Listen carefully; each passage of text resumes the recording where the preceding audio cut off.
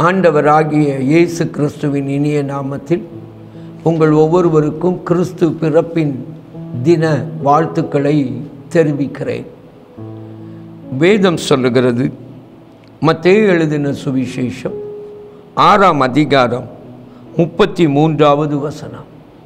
முதலாவது தேவனுடைய ராஜ்யத்தையும் அவருடைய நீதியையும் தேடுங்கள்.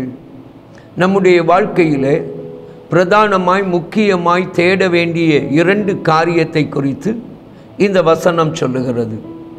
அதாவது, ஒன்று தேவனுடைய ராஜ்யம், இரண்டாவது அவருடைய நீதி.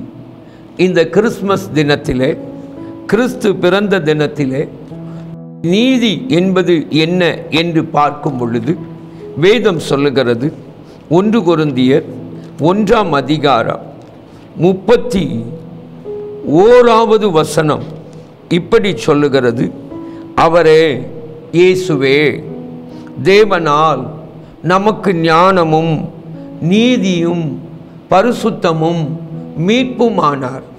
இயேசுவை யாரென்று வேதம் சொல்லுகிறது? முதலாவது ஞானம், இரண்டாவது நீதி, மூன்றாவது பரிசுத்தம், நான்காவது நம்முடைய ரட்சிப்பு அல்லது மீட்பு. இயேசு யார்? கிறிஸ்து பிறந்த தினத்திலே இன்றைக்கு கிறிஸ்துவை உலகம் எங்கும் கொண்டாடுகிறார்களே, கிறிஸ்து யார்?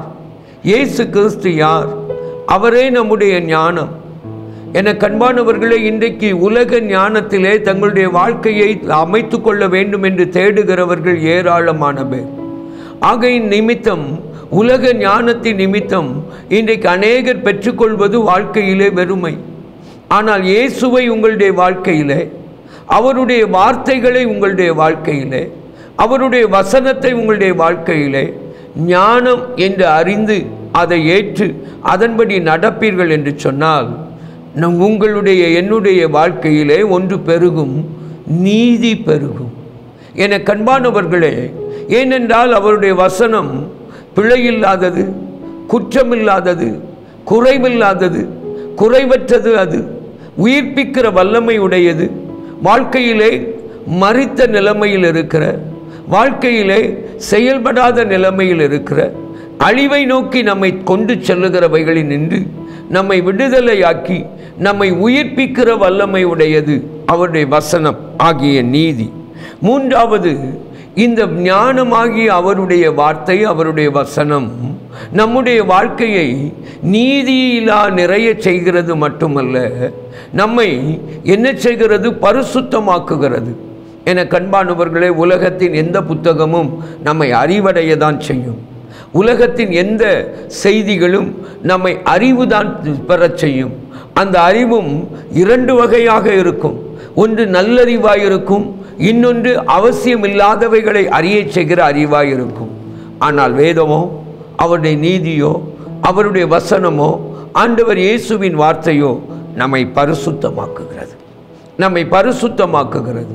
என கண்பானவர்களே, பரிசுத்தமாக்கி பாவங்களை கழுவி சுத்திகரித்து நம்மை மீட்கிறது. அழுக்கான, கந்தையான, அநீதி நிறைந்த உலகத்தின், அக்கிரமம் நிறைந்த உலகத்தின் வழிபாடுகளில் நின்று நம்மை மீட்டு பரிசுத்தமான பரலோகத்திற்கு சொந்தமாக்குகிறது.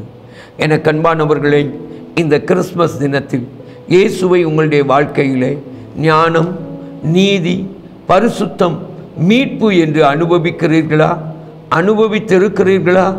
இதுவரை இந்த அனுபவம் இல்லை என்றால் இன்றைக்கு ஒப்பு கொடுங்கள். அதுவே உங்களுடைய வாழ்க்கையில் கிறிஸ்து பிறந்த தினமாயிருக்கும்.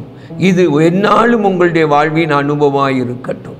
இயேசு உங்களை ஆசீர்வதிப்பாராக. ஜெபிப்போமா? அன்பின் பரம தகப்பனே, உம்மை நன்றியோடு நோக்கி பார்க்கிறோம். உம்முடைய நீதியை தேட அழைத்தவர் எங்களுடைய வாழ்க்கையிலே அதிலே பெருக கிருபை தாரும். இயேசுவின் மூலம் வேண்டிக் கொள்கிறோம் பிதாவே. ஆமேன், ஆமேன். அன்பானவர்களே, உங்கள் ஜெப தேவைகளுக்கும் மேலதிக விவரங்களுக்கும் தொடர்பு கொள்ள வேண்டிய எங்கள் முகவரி: சகோதரர் பி. பொற்செல்வன் ஆசீர், கிருபையின் ஊழியங்கள், ஆபிரகாம் நகர், பெரிய நாயகபுரம், தூத்துக்குடி 628101.